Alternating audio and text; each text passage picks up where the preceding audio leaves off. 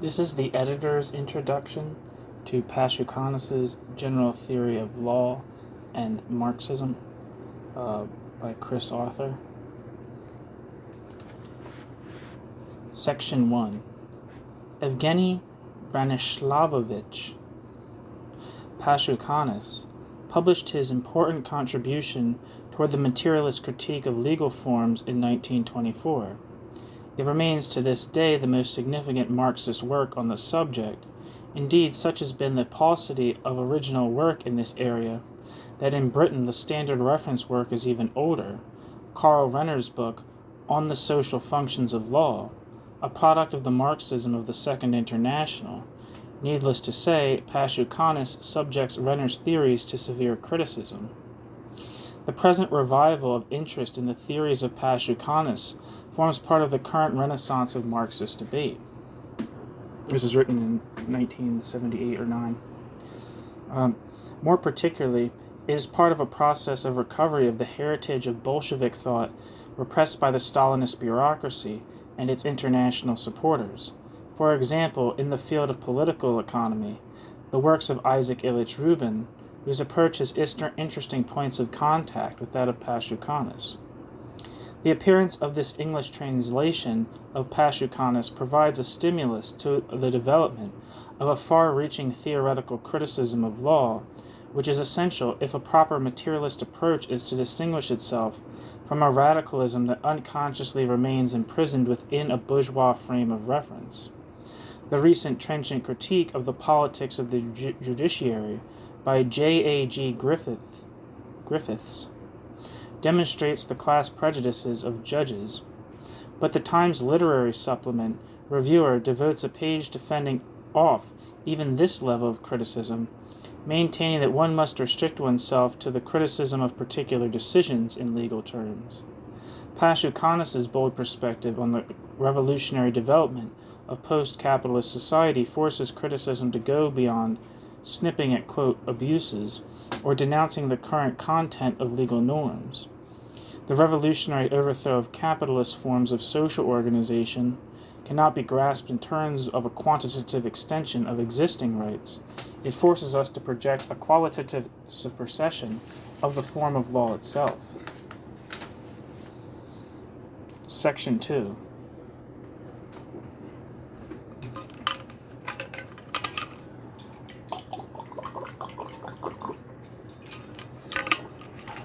Pashukanis was born on the 10th of February, 1891, of a Lithuanian family. In 1912, he became a Bolshevik. He was one of the leading authorities in Soviet legal science, a vice commissar of justice, author of a series of articles in the Encyclopedia of State and Law, published in Moscow between 1925 and 1927. Author of the General Theory of Law and Marxism, his early masterwork, which went into 3 editions and German and Italian translations in the 1920s. Editor for some years of the most important journals, and author of other books and many articles, especially on international law. Criticism of Pashukanis began to mount in the late 1920s, and he found it desirable to publish an article correcting his errors in 1930. This did not prevent either his writings from being burnt or himself from being liquidated in 1937 as a member of a, quote, band of wreckers, end quote, and, quote, Trotsky-Bukharin fascist agents, end quote. Thus Vyshinsky.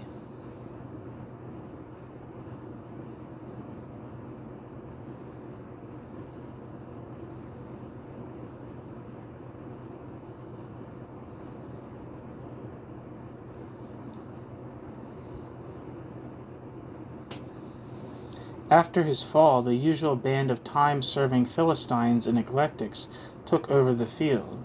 After the 20th Congress in 1956, things developed to the point where there was a call for his rehabilitation, but although it is now recognized that Pashukanis and others were unjustly condemned for sabotage, Vyshinsky's negative standpoint on his work is still endorsed.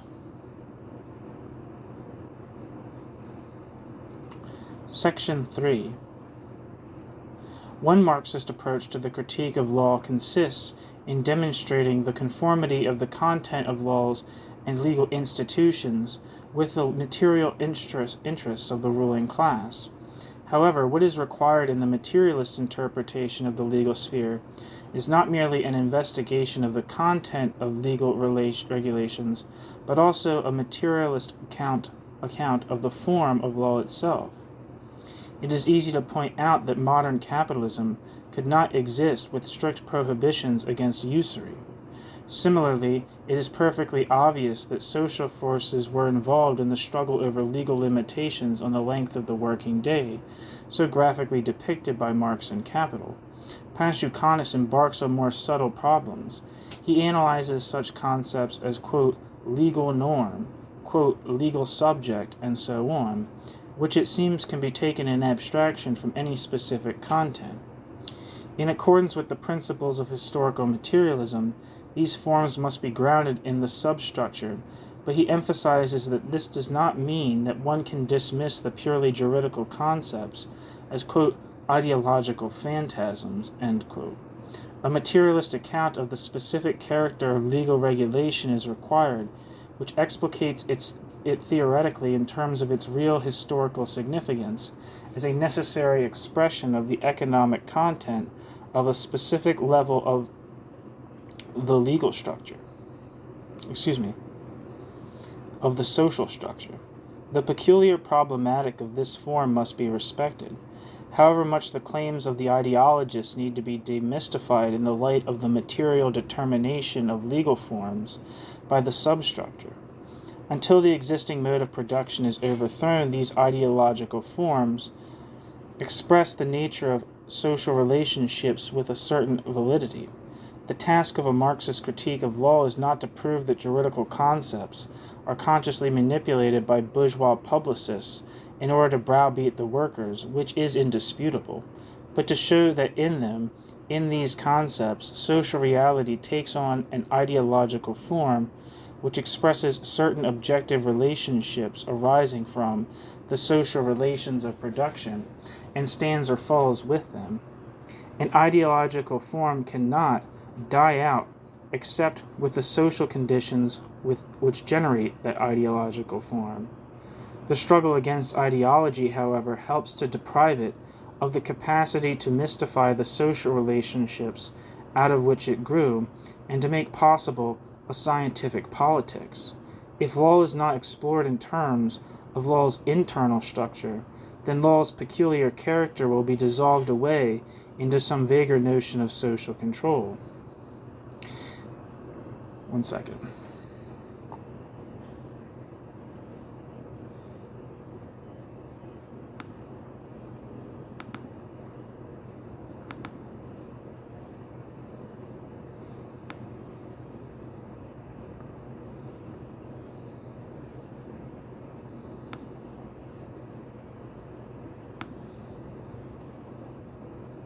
If law is not explored in terms of its internal structure, then its peculiar character will be dissolved away into some vaguer notion of social control.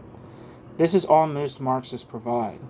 Pashukanis complains that in place of providing a concept of law in its most complete and distinct form, and thus demonstrating its significance for a definite historical epoch, they offer a purely verbal commonplace about, quote, external authoritarian regulation, end quote, suitable to all epochs in the development of society.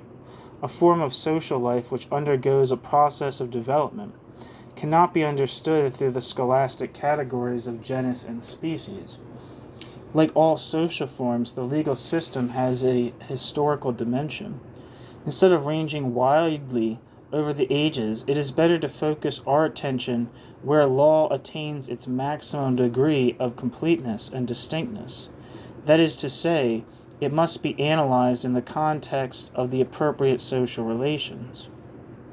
If we look at Marx's great economic work, we find that he sets out to analyze the law of motion of capitalist society. Thus he begins his investigation not with ratiocination about production in general, but with an analysis of definite elements, the commodity form and value. Political economy as a theoretical discipline, employing its own specific concepts, has as its object a distinct set of social relations, not some supra-historical method of maximizing scarce resources or whatever.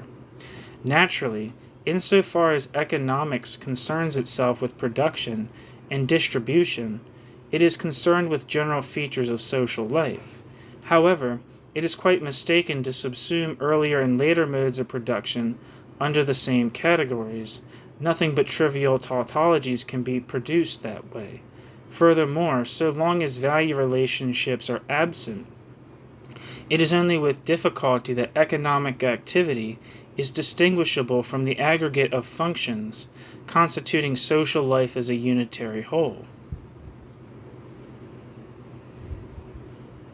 With the gradual emergence of commodity relations, and especially with the advent of the capitalist mode of production, economic life becomes a separate structure without any admixture of kinship systems, political hierarchies, or whatever, and its forms may be understood in terms of a set of categories pertaining to a specific form of production. One, moreover, which has attained the highest degree of determinateness and differentiation from the rest of social life. Pashukanis believes that similar considerations are wholly applicable to the general theory of law. The fundamental juridical abstractions reflect definite social relations, so that the attempt to find a definition of law which would answer to human nature or social life in general, as well as to the complex and specific modern forms, must inevitably lead to scholastic and purely verbal formulae. Pashukanis argues that the juridical element in the regulation of human conduct enters where the isolation and opposition of interests begins. Pashukanis goes on to tie this closely to the emergence of the commodity form in mediating material exchanges. Pashukanis's basic materialist strategy is to correlate commodity exchange with the time at which man becomes seen as a legal personality, the bearer of rights, as opposed to customary privileges. Furthermore, this is explicable in terms of the conceptual linkages which obtain between the sphere of commodity exchange and the form of law. The nature of the legal superstructure is a fitting one for this mode of production. For production to be carried on as production of commodities, suitable ways of conceiving social relations and relations of men to their products have to be found and are found in the form of law. Pashukanis says that the material premises of legal relations are ascertained by Marx himself in Capital, and that the general intimations to be found there are far more fruitful for understanding legal relations than all the bulky treatises on law. Hegel, like so many bourgeois theorists, presents economic activity as the outcome of intercourse between property owners, and property right is derived from the necessity of the concept, i.e., of the self-determination of freedom. Marx breaks with this idealism in his analysis. Quote, "This juridical relation, which expresses itself in a contract, whether such contract be part of a developed legal system or not, is a relation between two wills, and is but the reflex of the real economic relations between the two.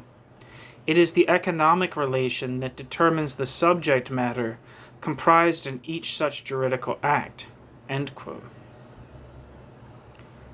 As the product of labor takes on the commodity form and becomes a bearer of value, people acquire the quality of legal subjects with rights. While things rule people through the fetishism of commodities, a person is juridically dominant over things because, as an owner, he is posited as an abstract impersonal subject of rights in things. Social life in the present epoch has two distinctive and complementary features. On the one hand, human relationships are mediated by the cash nexus in all its forms, prices, profits, creditworthiness, and so on. In short, all those relationships where people are related in terms of things. On the other hand, we have relationships where a person is defined only by contrast to a thing, that is to say, as a subject freely disposing of what is his. The social bond appears simultaneously in two incoherent forms, as the abstract equivalence of commodity values, and as a person's capacity to be the abstract subject of rights. The ideological understanding of the relation of law to the substructure gets things upside down.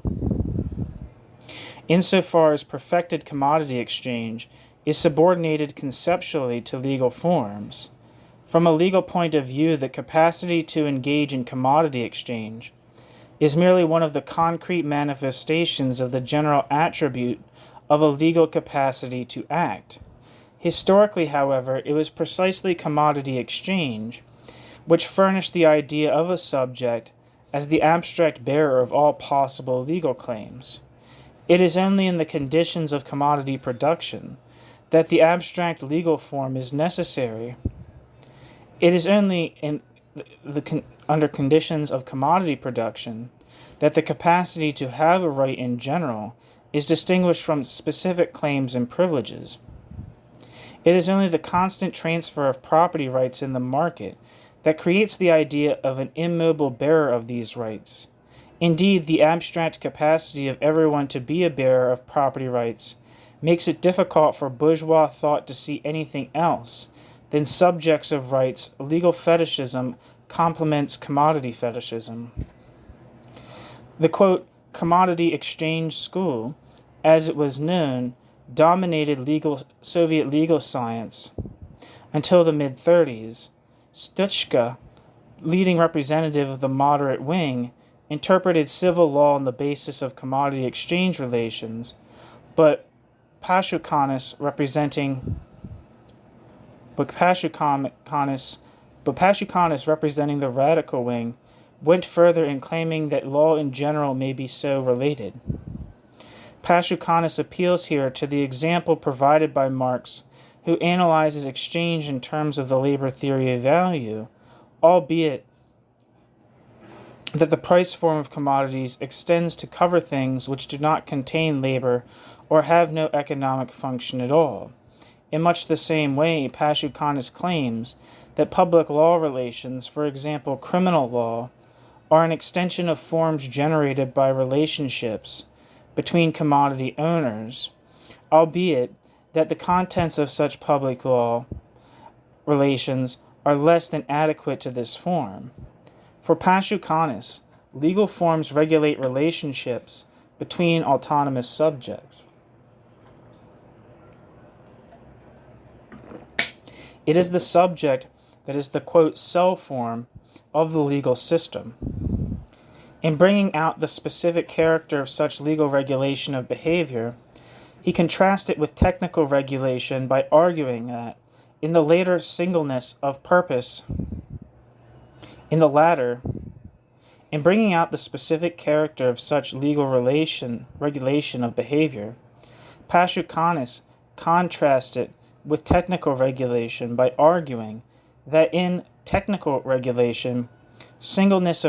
can be assumed, whereas the basic element in legal regulation is contestation, two sides defending their rights.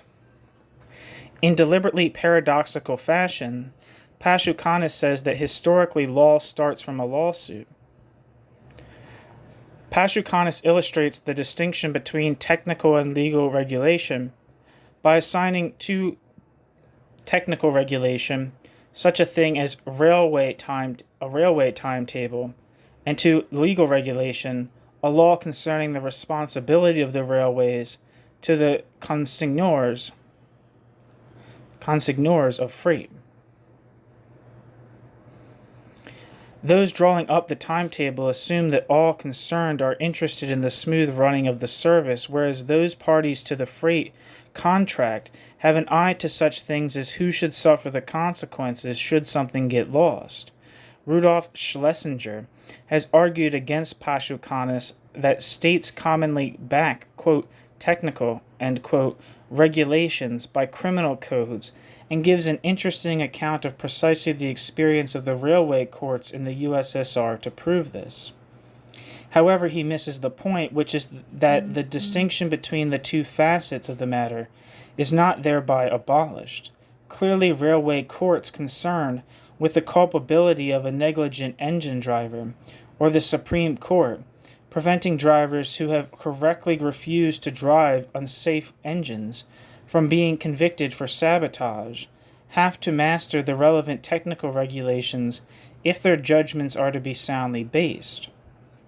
Nonetheless, the technical regulations are designed to achieve the best possible railway service, while the codes governing the allocation of responsibility, are negligence, for example, have to regulate various conflicting interests of management, workers, and travelers.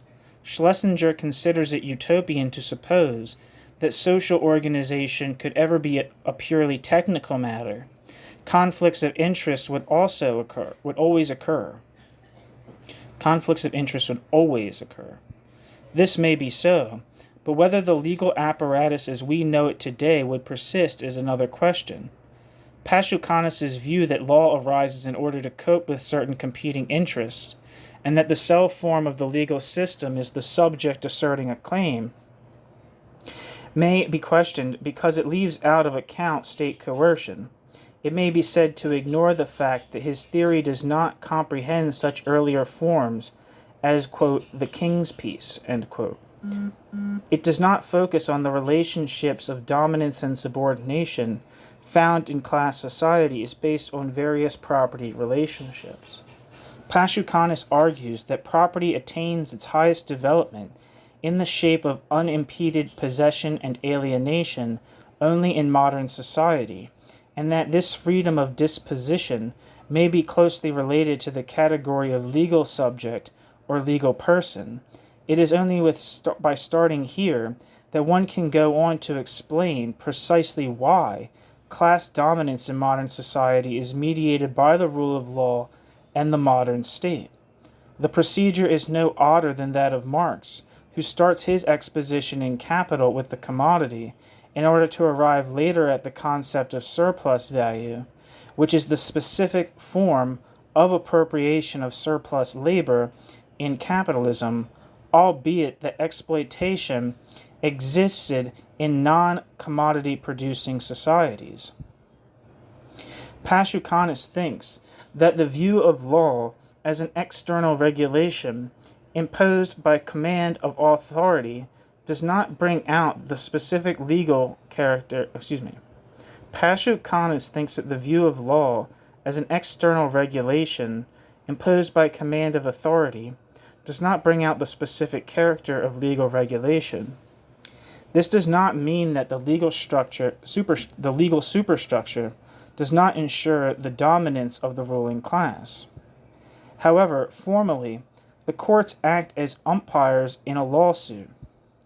This form must be recognized for what it is if a materialist analysis is to expose its class character and effectively demolish its ideological function. In analyzing the rule of law, we need to explain why the mechanism of constraint is dissociated from the property owners themselves, taking the form instead of an impersonal mechanism of judgment isolated from everyday life. In feudal times, all relationships were mediated by personal dependence and authority. The obedience of the villein to the feudal lord was the direct and immediate result of the fact that the feudal lord had an armed force at his disposal, and his authority was an inescapable God-given fact. The dependence of the wage laborer on the capitalist is not enforced in such an immediate fashion. Firstly, the armed force of the state is a public power standing above each individual capitalist. Secondly, this impersonal power does not enforce relationships of exploitation separately, for the reason that the wage laborer is not compelled to work for a given entrepreneur, but alienates his labor power through a free contract. since this alienation is established formally as a relationship between two autonomous commodity owners. Therefore, class authority must take the form of a public authority, which guarantees contracts in general, but does not normally constrain the independent legal subjects to accept any particular price. If the law does intervene in this way, as it is tending to do today, then the law becomes much more clearly class law, except that the bourgeoisie screams the more loudly that it is not the capitalist class that rules, but, quote, the law, end quote. That is to say, the authority of an objective and impartial norm. However, even in the most liberal state, the rule of law is an ideological structure that endorses and enforces class rule. For, of course, the free subjects of the theory of contract are not equal except in the context of the juridical framework, which recognizes alienation only in its most abstract form. For basic material reasons, such as the danger of imminent starvation, the laboring class have no option but to sell their labor. They are thus dependent as a class on the capitalist as a class, albeit that each is free to choose his exploiter, and hence are justifiably characterizable as wage slaves. There is, therefore,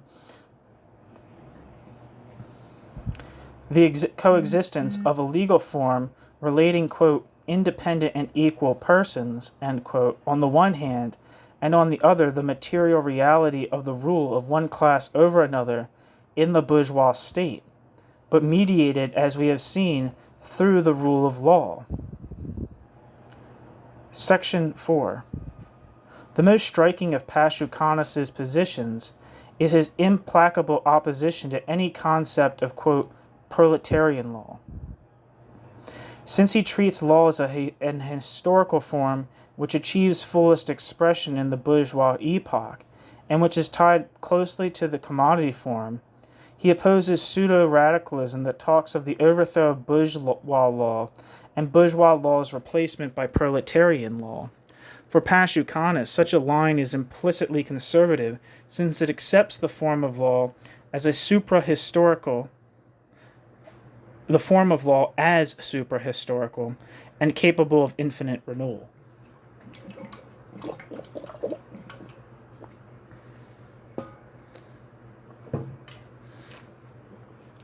The transition period, when the dictatorship of the proletariat oversees the revolutionary transformation of capitalism towards communism, cannot in any case be regarded as if it were a particular stable social formation with its own particular form of law. As for the future, a symmetrical array such as feudal law, bourgeois law, socialist law, neglects the whole question of the withering away of the state and the law in the higher stages of socialist development.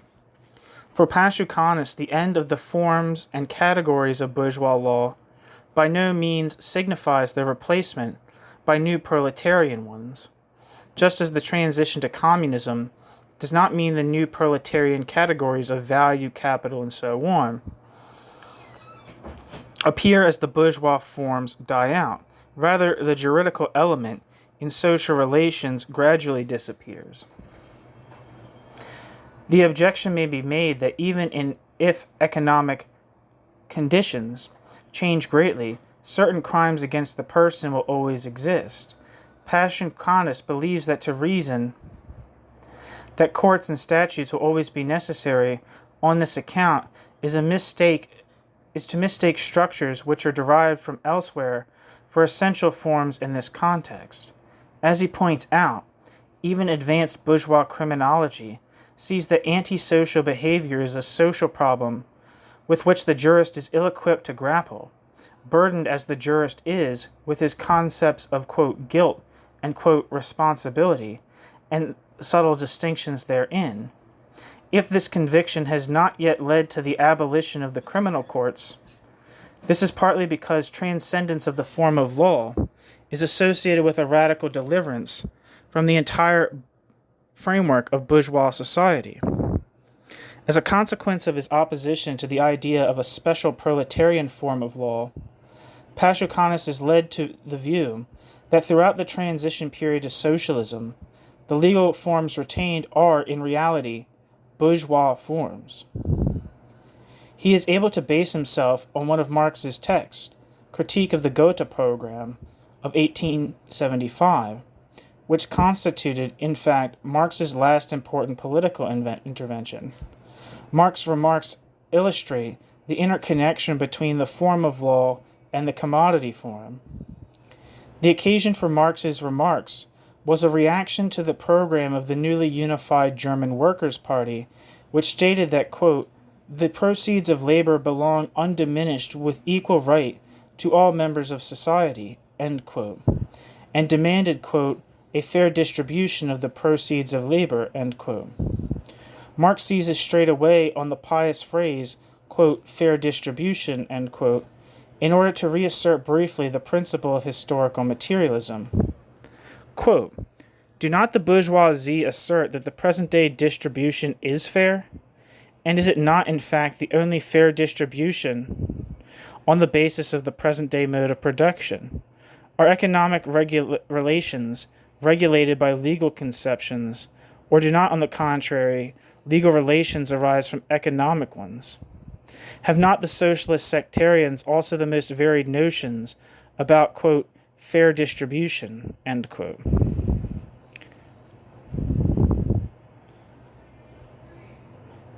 Marx. Historical materialism holds that disputes about what is fair in abstraction from the economic basis of society are meaningless and irresolvable. All one can do is point out what form of distribution corresponds to a certain mode of production and study the conditions arising in the present, making for a change in the mode of production. For Marxism, the presentation of socialism does not turn principally on distribution, but on production. Marx next considers the concept of equal right embodied in such post-revolutionary arrangements as that in which the same amount of labor which the individual has given society in one form, he receives back in another form. Here obviously the same principle prevails as that which regulates the exchange of commodities, as far as this is the exchange of equal values. Content and form are changed, because under the altered circumstances no one can give anything except his labor, and because, on the other hand, nothing can pass to the ownership of individuals except individual means of consumption. But as far as the distribution of the latter among the individual producers is concerned, the same principle prevails as in the exchange of commodity equivalents. A given amount of labor in one form is exchanged for an equal amount of labor in another form. Hence, equal right here is still in principle bourgeois right. This equal right is still constantly stigmatized by bourgeois limitation. The right of the producer is proportional to the labor they supply. The equality consists in the fact that measurement is made with an equal standard, labor. But one man is superior to another physically or mentally, and so supplies more labor in the same time, or can labor for a long time. And labor to serve as a measure must be defined by its duration or intensity, otherwise labor ceases to be a standard of measurement. This equal right tacitly recognizes unequal individual endowment, and thus productive capacity as natural privileges. It is therefore a right of inequality in its content, like every right. Right by its very nature can consist only in the application of an equal standard, but unequal individuals, and they would not be different individuals if they were not unequal, are measurable only by an equal standard, insofar as they are brought under an equal point of view, or taken from one definite side only, for instance in the present case are regarded only as workers, and nothing more is seen in them, everything else being ignored. Further, one worker is married, another not, one has more children than another, and so on and so forth. thus an equal performance of labor, and hence with an equal share in the social consumption fund, one will in fact receive more than another, one will be richer than another, and so on. To avoid all these defects, right instead of being equal would have to be unequal. But these defects are inevitable in the first phase of communist society, as it is when it has just emerged after prolonged birth pangs from capitalist society. Right can never be higher than the economic structure of society, and its cultural development conditioned thereby. End quote. Marx, Critique of the Gotha Program. Pashukanis holds that Marx here characterizes as bourgeois limitation any external application of an equal standard, which necessarily ignores the real differences between individuals, and that Marx is therefore stigmatizing law as a bourgeois institution.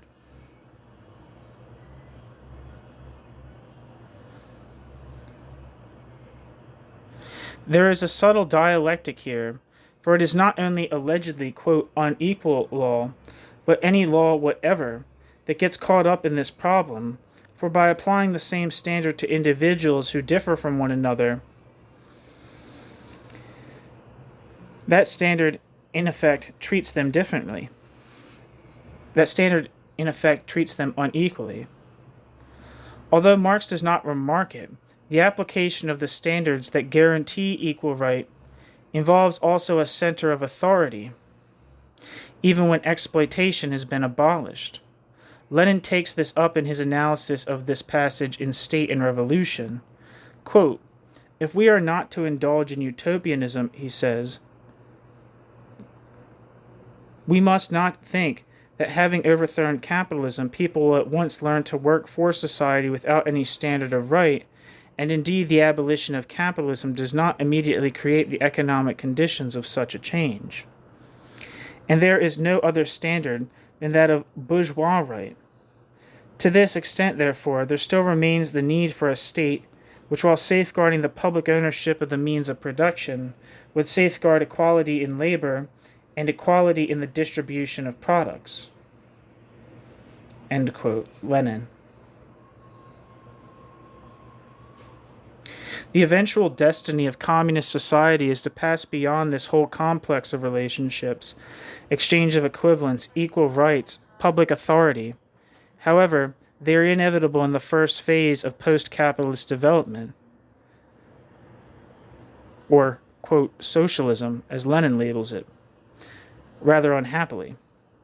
Marx again, quote, in a higher phase of communist society, after the enslaving subordination of the individual to the division of labor, and therewith also the antithesis between mental and physical labor, has vanished, after labor has become not only a means of life, but life's prime want, after the productive forces have also increased with the all-round development of the individual, and all the springs of cooperative wealth flow more abundantly, only then can the narrow horizon of bourgeois right be crossed in its entirety, and society inscribe on its banners, from each according to his ability, to each according to his needs.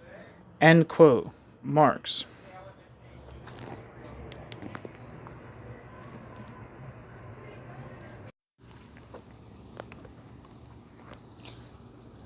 This idea of a passage beyond the narrow horizon of bourgeois right needs careful scrutiny. For example, in his commentary, Lenin talks on the one hand about this transition producing, quote, justice and equality, end quote, or advancing humanity from formal equality to actual equality, and on the other hand, he stresses that it involves the replacement of abstract standards by direct voluntary participation in labor and free satisfaction of needs. Quote, it will become possible for the state to wither away completely when society adopts the rule, quote, from each according to his ability to each according to his needs, end quote, i.e. when people have become so accustomed to observing the fundamental rules of social intercourse, and when their labor becomes so productive that they will voluntarily work according to their ability. The narrow horizon of bourgeois right, which compels one to calculate with the cold-heartedness of a Shylock whether one has not worked hard on half an hour more than someone else, whether one is not getting less pay than anyone else, this narrow horizon will then be crossed. There will then be no need for society to regulate the quantity of products to be received by each. Each will take freely according to his needs. End quote. Lenin. Taking Marx's discussion as a whole, it is clear that the, quote, rule, quote, from each according to his ability to each according to his need, end quote, is not a prescription, not even one prescribed to the individual by himself, issued by an important and appropriate authority, assigning various rights and duties, but simply a description of the state of affairs obtaining when labor has become, quote, not only the means of life, but life's prime want, and the springs of cooperative wealth flow more abundantly, end quote. Examples of principles which are applied equally to all members of society by an authority capable of enforcing them are those cited by Lenin in his discussion of, quote, socialism. Quote, he who does not work, neither shall he eat, end quote, an equal amount of products for an equal amount of labor, end quote. The, quote, rule of the higher phase is not such a principle enforced in order to realize, quote, justice and equality, end quote, even, quote, actual equality, end quote, because it is not enforced at all. It is clear that both, quote, ability and, quote, need are to be determined by the possessor. Under the conditions of a, quote, realm of freedom, it is clearly absurd to suppose that anybody could be accused of slacking or of being greedy. Rather, all expressions of individuality will be just that, expressions of free subjectivity, not obedience to an objective norm. In this context, we are not only envisaging the disappearance of public authority, but also of such, quote, internalizations, end quote, as, quote, habit or, quote, conscience, because labor has become unalienated and free, quote, life's prime want, end quote, as Marx puts it in the Critique. It is envisaged that the material basis of society in the higher phase of communism, characterized by the features mentioned by Marx, will make possible spontaneously produced forms of social behavior and organization, unmediated by prescriptions, enjoining justice and equality, fairness, or whatever.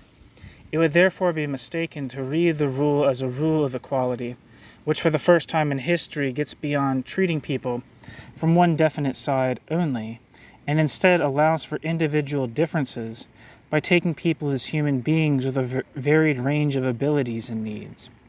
There is no way in which such an indeterminate principle could be adjudicated in the phase of its application. No one can tell me what my abilities and needs are, only I can be the final authority on that. People can be, quote, measurable by an equal standard only insofar as they are brought under an equal point of view, end quote.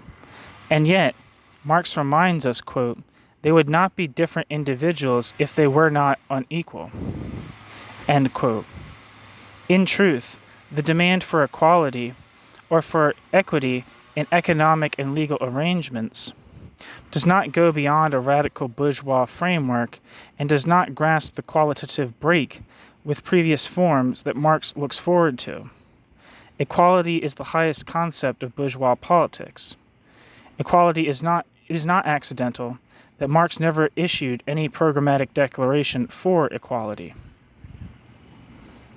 Footnote: equal rights in the rules of the International Workingmen's Association was imposed on Marx. He wrote to Engels, quote, only I was obliged to insert two phrases about, quote, duty and, quote, right into the preamble of the rules, ditto about, quote, truth, morality, and justice, end quote.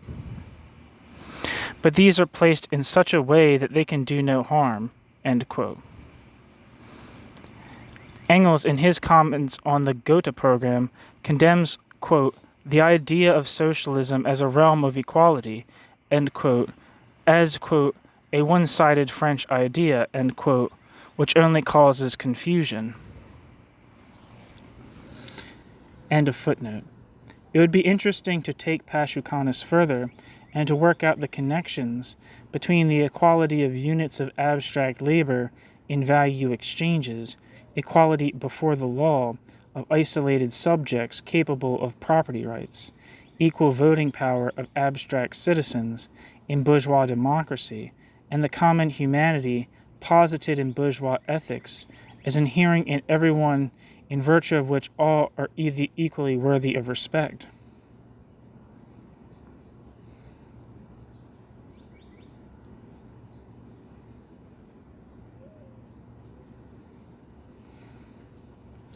All this has nothing to do with Marx's communist perspective based on the social individual. The materialist account of human nature as the product of the ensemble of social relations knocks on the head of our, quote, common humanity as an abstract essence, hypostatized in us individually, whereby each claims equality with others, a mode of social life which overcomes the estrangement manifested in the present isolation and opposition of bourgeois individuals, will have no place for a concept of equality.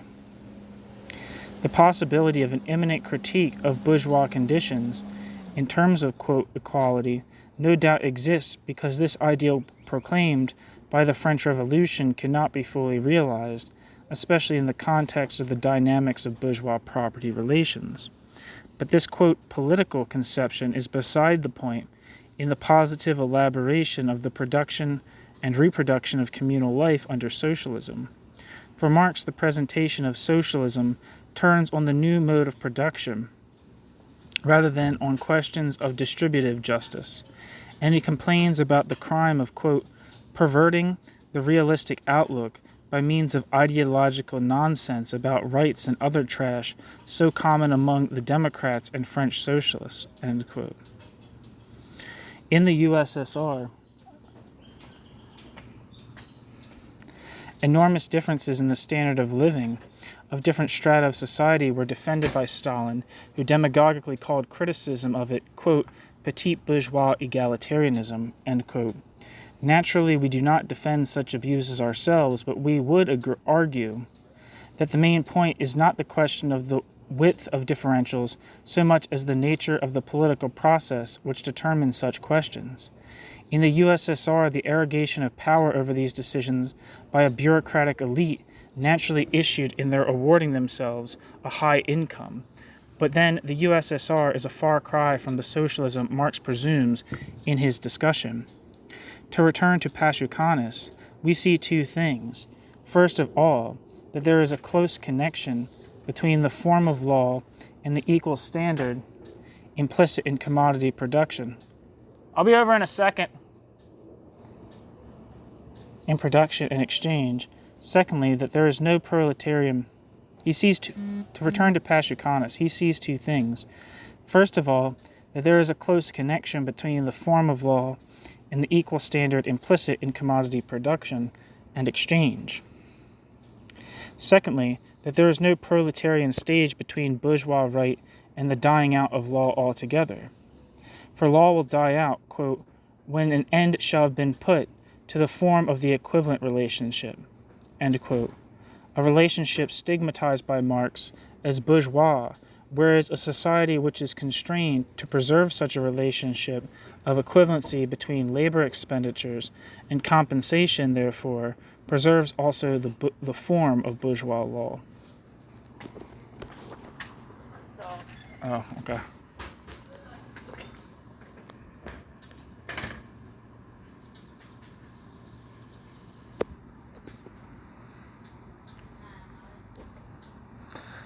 Section 5. Pashukanis argues that the rule of bourgeois law is preserved during the transition to socialism, even when capitalist exploitation no longer exists. There is no such thing as proletarian law. Eventually, law dies out together with the state. The Stalinists attacked this thesis by claiming that the proletarian dictatorship must work through law of a new type, Soviet democratic law. In 1937, Pashukanis was anathematized in an article by one P.F. Reuten and the notorious A.Y. Vyshinsky followed closely behind.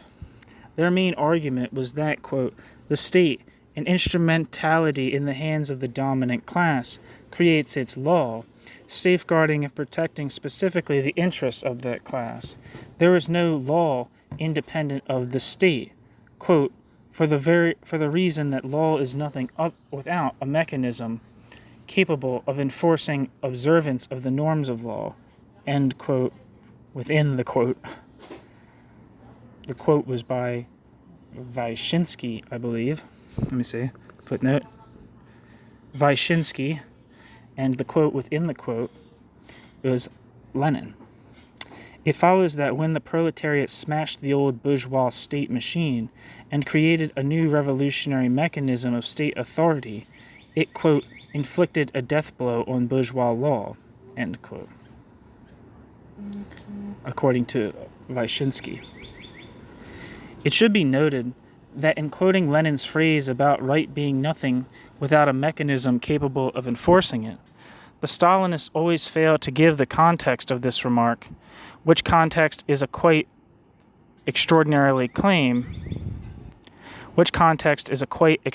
claim by Lenin, leading in an entirely different direction from that taken by Reuten and Vyshinsky.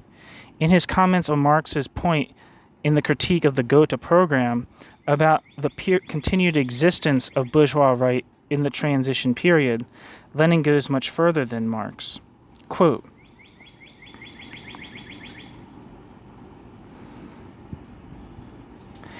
in its first phase, communism cannot as yet be fully developed economically and entirely free from traces of capitalism. Hence the interesting phenomenon that communism in its first phase retains the narrow horizon of bourgeois right. Of course, bourgeois right in regard to the distribution of articles of consumption inevitably presupposes the existence of the bourgeois state, for right is nothing without an apparatus capable of enforcing the observance of the standards of right. It follows that under communism there remains for a time not only bourgeois right, but even the bourgeois state without the bourgeoisie.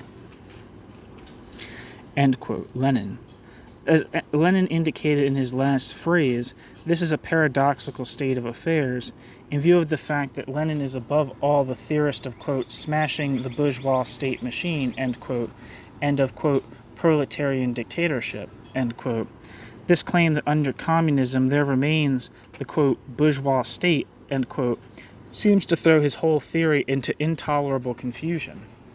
Only a couple of pages before, when he demanded, quote, the strictest control by society and by the state of the measure of labor and the measure of consumption, end quote.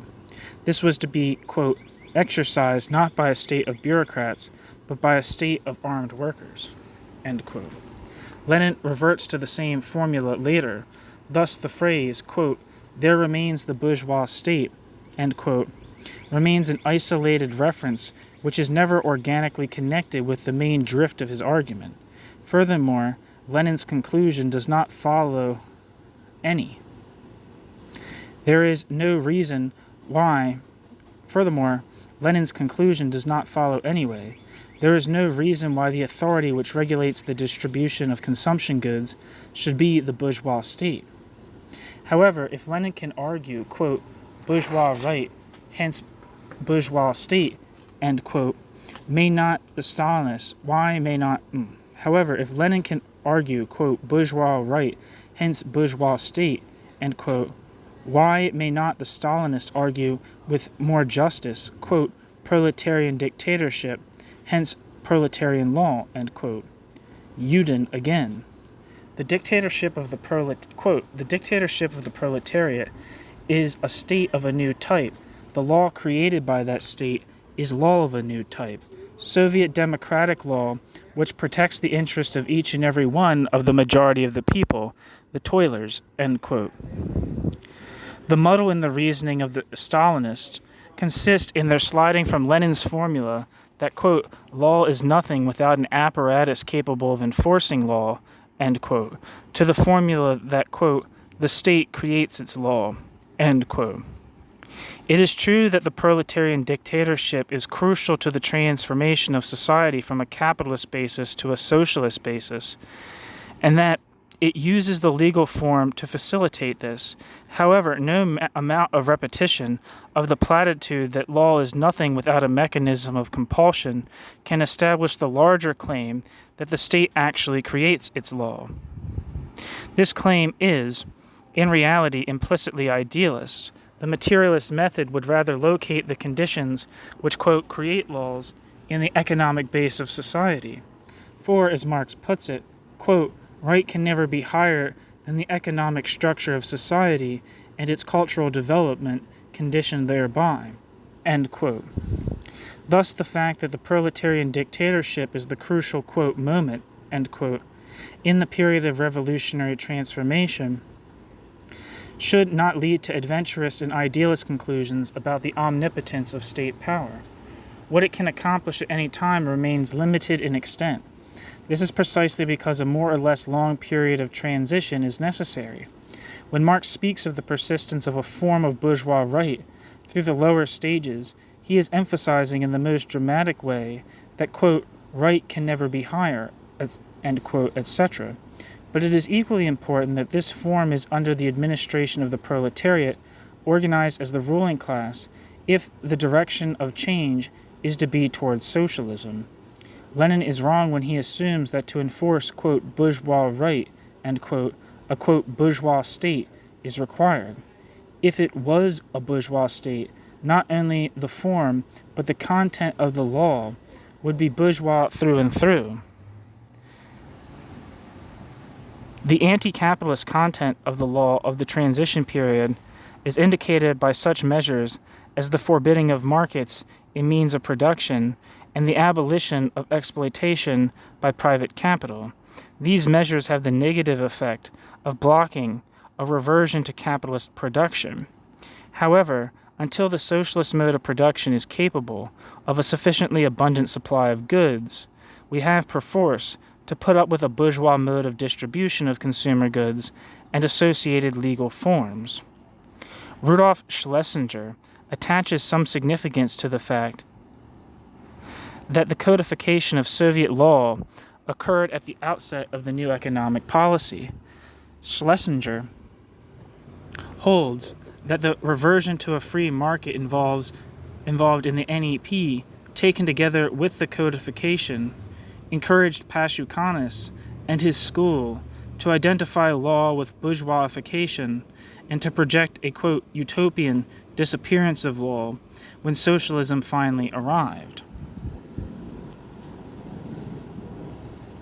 This historical conjuncture does not of itself affect Pashukanis' theoretical position, of course, but it serves to introduce the point that this position is somewhat double-edged as far as its practical implications are concerned. On the one hand, the conservative line might be taken if one holds that the economic foundations of socialism will take a long time to emerge. It would follow that such a bourgeois inheritance as the form of law could not be abolished just because it was bourgeois, if it was the necessary birthmark of the new society through the period of its emergence. On the other hand, if one took the view that episodes like the new economic policy were purely ephemeral and the revolutionary process would soon overthrow such limitations, one could take seriously more radical perspectives. It is a significant fact about the USSR that although the NEP was succeeded by regular 5-year plans, the low level of development of the productive forces has meant that state ownership of the main means of production is still accompanied on the side of distribution by commodity forms, including black markets and wage forms. It is only to be expected, therefore, that legal forms not dissimilar to those in bourgeois regimes figure in the modes of social control. Schlesinger totally misunderstands Pashukanis' thesis when he says that, quote, "It is hardly conceivable that the social machinery protecting honest trade in the United States against unfair competition should be described as law, and the machinery protecting the socialist way of production in the USSR against speculation should not," end quote. Naturally, the persistence of the material conditions providing a continuing temptation to speculate makes necessary a legal apparatus to deal with it. But this is a bourgeois form to crush a bourgeois vice. However, it could be argued that such problems would be less persistent after revolution in an advanced capitalist country, which would involve a much shorter period of transition and make relevant Pashukanis' more radical perspectives. The importance of Pashukanis as far as Marxist politics is concerned is that he casts doubt on the view, common to Stalinists and Social Democrats alike, that the form of law is essentially neutral and can be filled with a given class content according to the will of the dominant class.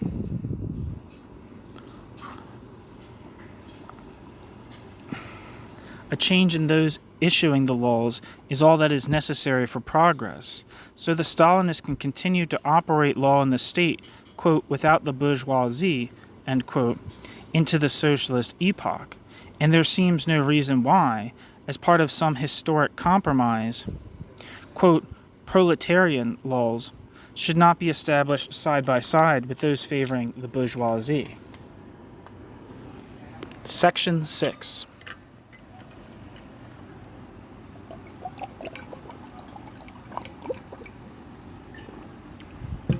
The most difficult point in Pashukanis' argument is his handling of form and content. From a dialectical point of view, from a dialectical point of view, a form is the form of that form's content, and one may be alarmed at the outset if one imagines that Pashukanis proposes to write a treatise on legal forms in abstraction from content. However, this would be a misunderstanding.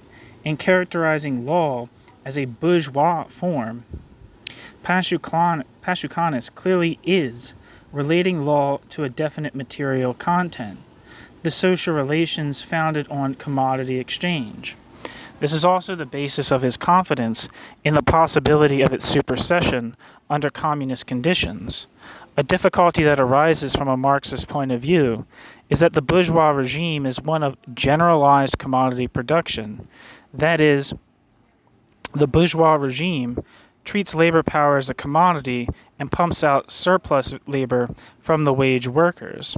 Yet Pashukanis makes reference to commodity exchange without taking account of the various forms of production that might involve production for a market.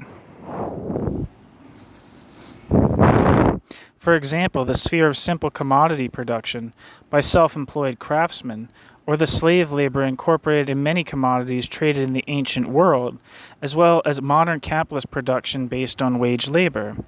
The suspicion arises that he has failed to correlate the form of law with a definite system of relations of production, because reference to the level of market exchange is insufficiently precise. He does not say anything about that essential indicator of bourgeois relations, the extraction of surplus value by the class owning the means of production. Marx himself, for that matter, might be said to be mistaken in arguing that bourgeois right persists under forms of equivalent exchange, even where exploitation based on ownership of capital is absent. And hence, a fortiori, Lenin would not need his, quote, bourgeois state without the bourgeoisie. In my view, complaints on this score are misplaced, for it is precisely one of the interesting features of bourgeois exploitation that bourgeois exploitation inheres in economic relations that do not achieve formal legal expression. Formally speaking, Pashukanis is correct to refer law only to social relationships based on commodity exchange.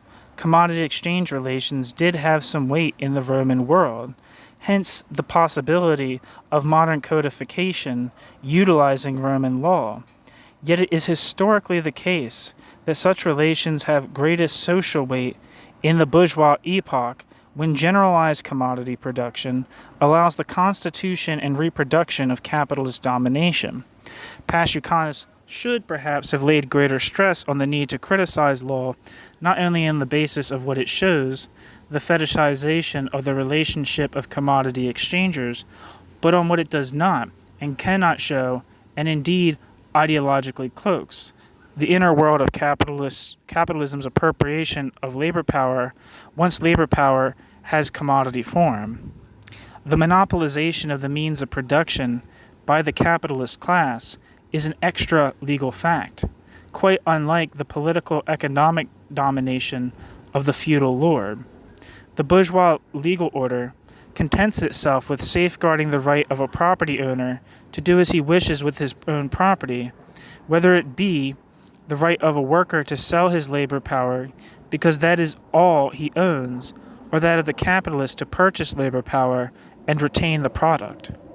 Marx says, quote, "The sphere of circulation, or commodity exchange, within whose boundaries the sale and purchase of labor power goes on, is in fact a very Eden of the innate rights of man."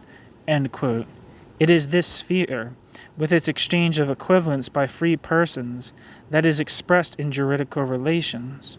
What is not expressed therein is the character of the consumption of the use value of the labor power acquired, the utter subordination of the laborer to the power of capital during the labor process, the extraction of the surplus, capitalist exploitation. No amount of reformist factory legislation can overcome the basic presupposition of the law, that of a property freely alienated belongs to the purchaser, and hence that the living labor of the worker becomes, through exchange, available for exploitation by capital.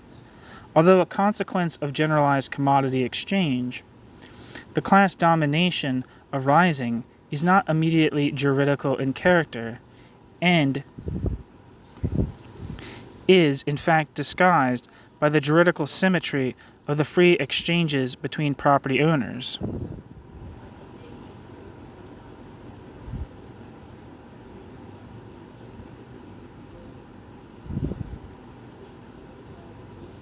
I feel like I forgot to say the end quote somewhere. Sorry, I'm going to repeat this paragraph. Marx says, quote, "The sphere of circulation or commodity exchange within whose boundaries the sale and purchase of labor power goes on is in fact a very Eden of the innate rights of man." End quote. Capital Volume 1. It is this sphere, with its exchange of equivalents by free persons, that is expressed in juridical relations.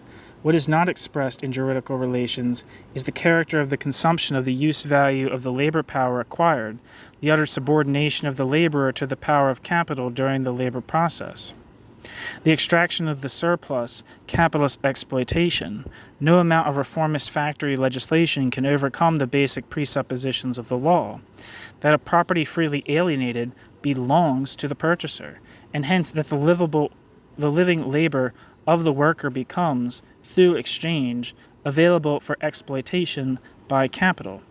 Although a consequence of generalized commodity exchange, the class domination arising is not immediately juridical in character, and is, in fact, disguised by the juridical symmetry of free exchanges between property owners. Just because of this, Marx had to move from the critique of law to the critique of political economy in order to expose the roots of capitalist domination. The task left is that of tracing, on this basis, both the relationships that are expressed in the legal superstructure and those that it ideologically spirits away. Pashukanis has given us the most exciting contribution since Marx to this critique of law. Chris Arthur, January 1978.